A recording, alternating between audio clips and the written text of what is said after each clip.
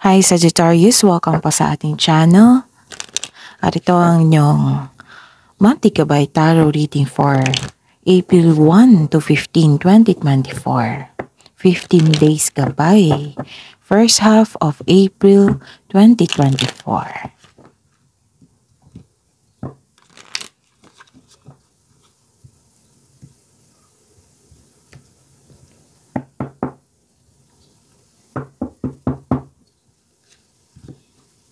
Please be reminded that this is general reading po, so maaari kayo makarelate o hindi. Just take what resonates. Gamitin ang reading na ito bilang gabay lamang. Balik po kayo dito bukas para sa ating daily gabay tarot reading. Please like, subscribe, and click the button for notification para updated po kayo sa daily tarot reading natin. Para po sa gusto magpa-reading, maaari nyo pong makuha ang link. Nasa description box po ito. Message nyo lang po ako sa messenger. Maraming salamat po.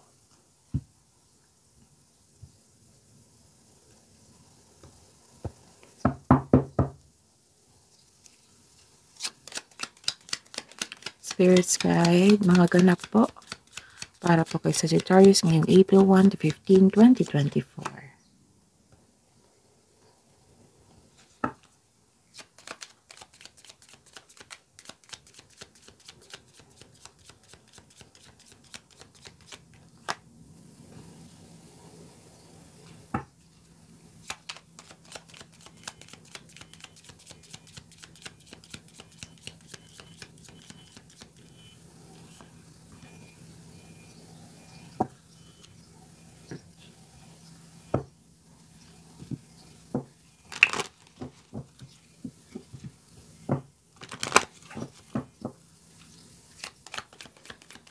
Spirits Guide, mga mensahe po para kay Sagittarius ngayong April 1 to 15, 2024.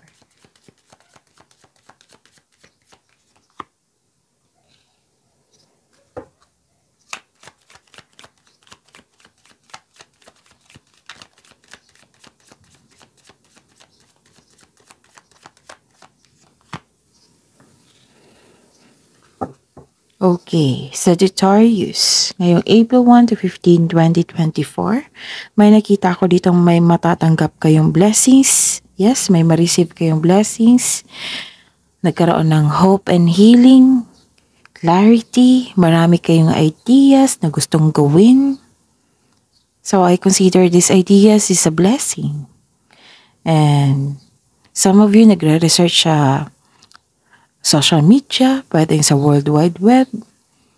Humihingi kayo ng guidance. Diba? Marami kayong ideas na gustong gawin. Oo. Nagkaroon dito ng vision sa inyong goal. And some of you nahihirapan po dito. Pwedeng nahihirapan kayo sa pag-let go, pag-move forward, kasi may attachment pa kayo sa nakaraan, sa kasalukuyan. Nahirapan kayo sa pag-alis. Pwedeng nabibigatan. Nahihirapan. Nagkaroon ng sacrifice. And some of you nagkaroon ng guilt. Pero nakikita ko dito na magbigyan ng solusyon ang inyong problema. Yan. Nagkaroon ng solusyon sa inyong problema. This is conclusion. So, sa mga nag-open na account dyan, so, isulat nyo sa mini notebook nyo, journal nyo kung ano yung, passcode niya, password niya, baka makalimutan nyo po. Tapos, ang mensahe po sa inyo sa araw na ito, sa buwan na ito, April 1 to 15, 2024, andito po si Archangel Raphael na magbigay po sa inyo ng healing for mind, body, and spirit. So this is the clarification of your card here na nagkaroon ng hope and healing. Alang sabi po dito na move forward po daw kayo. Diba? Sabi ko sa inyo kanina, nahihirapan. Some of you nahihirapan po kayo sa pag-alis. Nahihirapan kasi may attachment pa. Nabibigkatan. Nagkaroon ng sacrifice. So, ang sabi po dito na get ready for positive changes.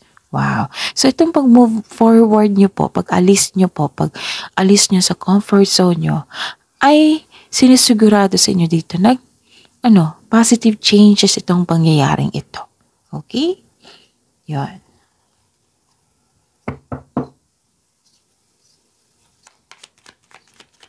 Spirits guys, energy po ni Sagittarius ngayong April 1 to 15, 2024.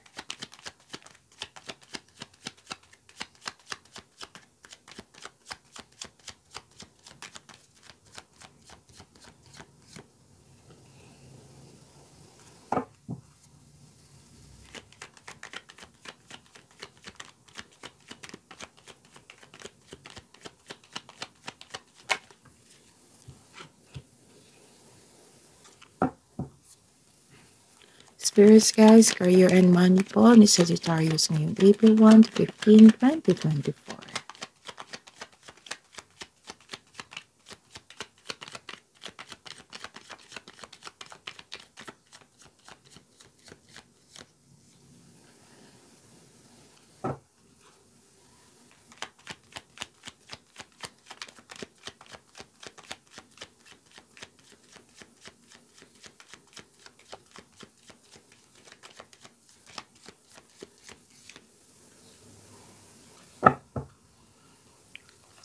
Spirits guide, love life, self-love, partnership, and romance ni Sagittarius ngayong April 1 to 15, 2024.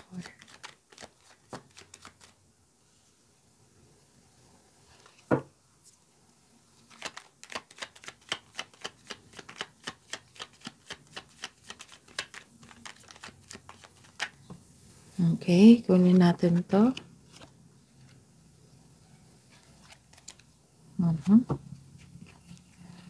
By the way, Sagittarius, sa mga hindi pa nakapanood ng April 2024, gabay tarot reading at career money nyo po. Ngayong April 2024, please visit our channel. Scroll down nyo lang po. Andun po yung separated video nyo po for Sagittarius. Ngayong April 2024, kaka-upload lang po nun. I think last week. Check nyo po. Tapos, open na pala yung schedule natin for bookings para po sa mga gusto magpa-personal reading. Okay? Para po sa gusto magpa-personal reading, check nyo po yung video ngayon. Nasa baba yung description box po. May link po dyan. I-click nyo po and message me sa messenger for inquiry and for booking. Maraming salamat po. Okay, Sagittarius. Ngayong April 1 to 15, 2024. Ang busy mo dito. Busy kayo sa mga ginagawa nyo. Nagkaroon ng hard work and productivity dito. Okay? May bagong kasanayan at kaalaman. So this card reminds you, kapag ginawa mo ang gusto mo, mamahalin mo ang ginagawa mo. Okay. Ang tagumpay sa pananapi at seguridad ay produkto na inyong pagsusumikap at desisyon. At ang taas ng iyong tagumpay ay nasa iyo. So nakikita ko dito na nagkaroon ng financial growth, financial stability, victory, kasi resulta ito ng iyong pagsusumikap at tiyaga. So, keep up the great work. Sabi po ng card nyo. Keep up the great work, Sagittarius. Okay? Para sa mga may relasyon sa buhay mag-asawa dito, may nakita ko dito na so, some of you, it might be your partner or kayo po na gusto nyo nung magbukod or magkaroon ng pag-level up sa inyong relasyon. Sa mga single dito, naging hard work kayo dahil gusto nyo magkaroon ng secure and ang future mo. So, nagkaroon kayo ng sense of stability. So, some of you, nagkaroon ng hard work at dedikasyon sa trabaho o negosyo for financial prosperity. Sabi po ng card dito na patuloy mo lang yung pagsusumikap mo. And some of you, nag-aaral ng new skills para ma-increase ang inyong income. Some of you nag-aaral dito Nagkaroon ng movement, nagkaroon ng transition, pagbabago.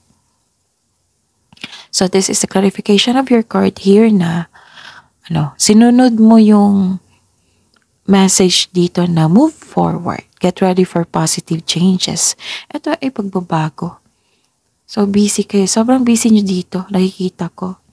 Para to sa, some of you nagkaroon ng may goal kayo eh. It might be gusto nyo magkaroon ng pera para kapag ipon kayo at magbumili ng property kasi usapang pera to eh. So, wow. So this is your hard work, diba? Sabi ko kanina na nagkaroon ng hard work, productivity. Ngayon, may sabi dito na success. Diba? Sabi ko kanina may victory. Oh, success din ito. May opportunity din ako nakikita dito. So, congratulations sa mga nag-take ng action. Sa mga wala pa, so take an action po. Get ready for positive changes. Okay? Okay. Ayun. So, this card asks you to accept project and face it with confidence kasi naka-align ito sa passion mo. Isa din ito sa dahilan na magkakaroon ka ng maraming opportunity. So, take mo itong opportunity na ito. Siyempre, kasali na yung pagpaplano. So, take this opportunity kasi ang sabi ng card niyo po dito na ito pong opportunity na ito ay isang dahilan or ito yung daan para magkaroon ka ng maraming opportunity. Wow. So, yun. Kaya wag mag-alinlangan tanggapin ito. Siyempre, bago tanggapin yan, pagpaplano, pagsusuri. Diba? So, this card tells you na nasa next level ka ng prosperity. Wow. Nasa next level ka na ng prosperity na matagal mo nang hinihintay. Kaya wag mong palampasin itong pagkakataon na ito. Posibleng dagdag trabaho o dagdag kaalaman kasi nakikita ko dito na nag-study po kayo, di ba? Para sa karagdagang skill, para sa karagdagang income. So, increase confidence, kailangan mong labanan ang takot mo and this will lead you to grow and expand. So, this is about grow and expansion. Work your skills. May nakita ko dito na may parating na opportunity. May ilan sa inyo natatakot mag-apply ng trabaho. So, this card tells you na step forward, ipakita mo sa kanila na available at interested ka sa offered position. May offer sa inyo na trabaho. So, ayun, apply na kayo sa mga hindi pa naggawa ng action dito. So, congratulations sa mga nag-take ng action dito. Basta pa may nakita kong offer dito, it might be a business or trabaho. And this is also a sign to own a business. Yes? So, increase confidence. Kailangan yan kasi marami kayong trabaho, karagdagang trabaho. Okay? So, ayun. Sa career and money, this is, may concern kayo sa isang tao na hindi, what I meant is, may concern kayo sa isang tao na very controlling, judger, hindi siya totoo sa inyo, sa kanyang sarili.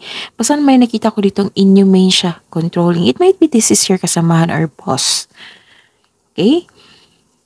Sabi po ng card dito na mag-ingat po daw kayo kasi wala siyang magandang intention sa inyo. It might be naka-receive kayo ng judgment kayo. Yung judger yung isang tao. So, mag-ingat po daw kayo sa kanya. Sabi po ng card dito. Tapos nakikita ko dito naging impatient kayo. Bakit naging impatient po kayo? Sagittarius. Naging patient kayo sa sitwasyon na bagay. Okay, sabi po ng card dito na mag-ingat po daw kayo sa paggawa ng desisyon. Kasi baka nainip kayo di ba? Nainip kayo, tapos gawa kayo ng desisyon agad. So, wag kayong maggawa ng desisyon kung galit kayo, kung hindi maganda ang inyong energy. Like, for example nito, itong nararamdaman mo na naging impatient ka. Pag-isipan po ng mabuti kung karapat-dapat po. Kailangan mo mag-ingat sa paggawa ng desisyon, okay? Sabi po ng card dito, Sagittarius. Kung nagkaroon mo ng delay, it might be the universe is trying to show you something. Baka may na-miss kang opportunity. So, use your time wisely. Make yourself busy. Pwede. Sa love life, self-love, partnership, and romance, Anyari? Nagkaroon ng blockages po dito.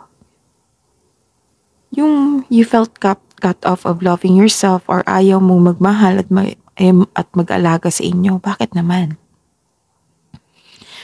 Sabi po ng card dito, kailangan nyo po daw alagaan ng inyong sarili. Tapos, sa mga buntis dito or magkakilalang buntis dyan na parati nyong kausap, na mag-ingat po, maagang check-up ay kailangan. Kasi may nakikita ko dito na hindi maganda eh. Basta alagaan pong sarili. Mag-ingat po, ha? Kasi nagkaroon ng lack of concentration dito, lack of inspiration, inaction, nagkaroon ng blockages or disconnection, may tampuhan. Baka magbigay ito ng stress sa inyo at nag-cause ito ng, anong tawag nito, hindi nyo inalagaan yung sarili nyo. So, alagaan nyo po ang sarili nyo. Okay? Kasi may nakita akong disconnection dito eh. And, concern nyo sa kanya is hindi marunong magpahalaga, kaya hindi stable ang inyong emotion, may nararamdaman kang fear. Mag-ingat din sa communication mo ha, sa ibang tao. Baka may masabi kang hindi maganda sa kanya. Baka magkaroon kayo ng honest conversation, mas lalo na magkaroon ng problema. Kasi nakikita ko dito na parang naging sensitive yung kausap mo. So have a honest conversation.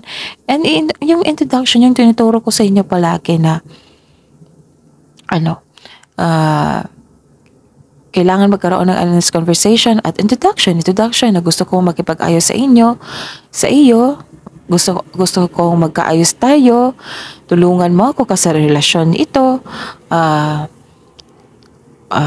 ano pa tawag nito? Hindi ibig sabihin na yung wag natin iisipin na kung sino yung tama at mali, kung sino yung panalo at talo, kundi bigyan natin ng panahon at oras para mabigyan ng solusyon. Oo, i-address niyo yung hurt feelings niyo lahat para magawa ng solusyon. Ganon. Introduction, para malaman niya, okay pala kausap ngayon si Sagittarius. So, okay, makipag-cooperate ako sa kanya. Ganon. Ayun ha, Sagittarius. So this is your reading for April 1 to 15, 2024. Please like, subscribe and click bell button for notification para updated po kayo sa daily tarot reading natin. Maraming salamat.